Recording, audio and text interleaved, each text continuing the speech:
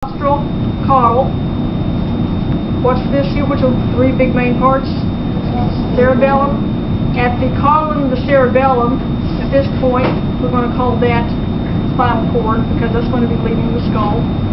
And the very caudal part of the brainstem in there. The very caudal part of the brainstem, basically under the cerebellum for our purposes, medulla oblongata. See this little bump here? This little bump there? That's the pons that's been cut in half. Notice that it lines up with the leading edge. The leading edge of the pons lines up the leading edge of the cerebellum. Pons. Here we have a nice round thing. Showing up not too badly there. Thalamus. See, this one's oriented more. So if this is thalamus, what's this part here? Hypothalamus. Remember, this is ventral. This little thing I've cut in half here, optic nerve. This thing I didn't quite cut in half, directly below the hypothalamus, pituitary. Now look over here. We don't have a real good color change, a little bit better on this side, but you can see there's a structure there a little bit lighter in color. And on this side, structure a little bit lighter in color, shows up better on some than others. And it's like the letter C that's been flattened. That's the corpus callosum. So I need to get a good picture of that sometime. The corpus callosum does make this C, and sort of in the very middle part of that C, the middle part of the C, I've cut just a little bit off the midline. You can see a little black line there, and I'm just going to gently separate, and you can see that's a hole. I did not make that hole. What now? You can see that.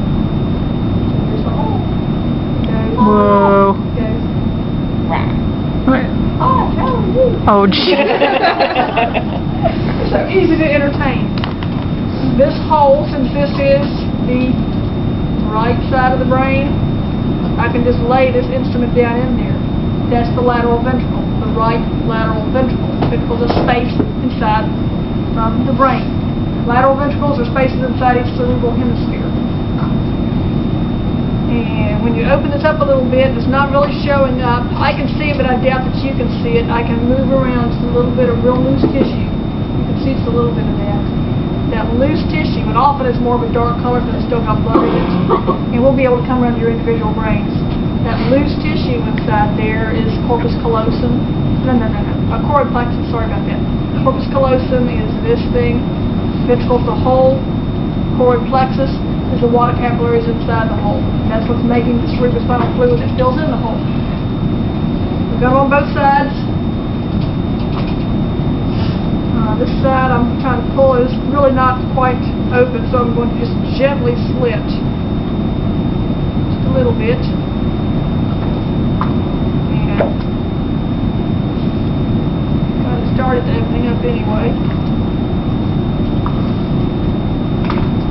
That wasn't exactly on the midline, but there you go. You can sense that. Yes, there's a big old pocket in there too. And that's the left lateral ventricle.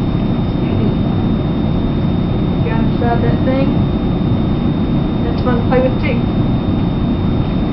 So we have, come on, let's zoom out. Tell you, a little bit.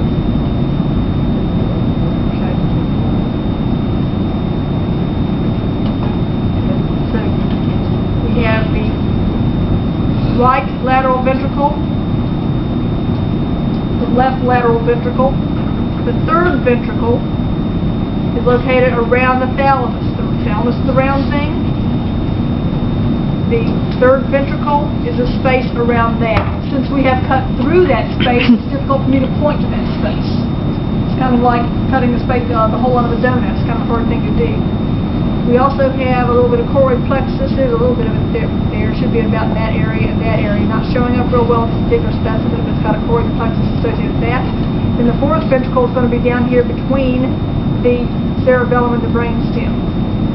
You'll see a little bit of a gap there when I pull it open. And on this side, a little bit of a gap when I pull it open.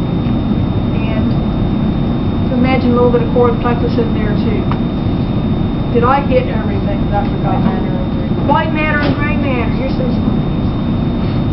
You can see in the, what's this part again?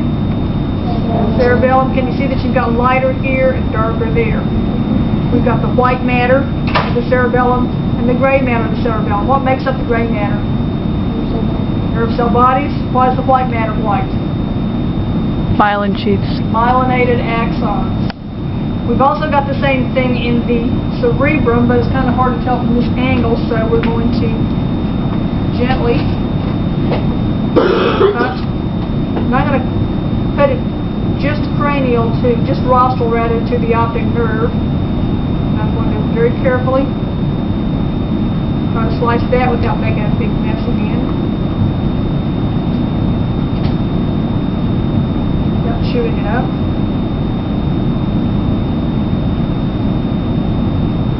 Can you get a sense of white matter and gray matter there also?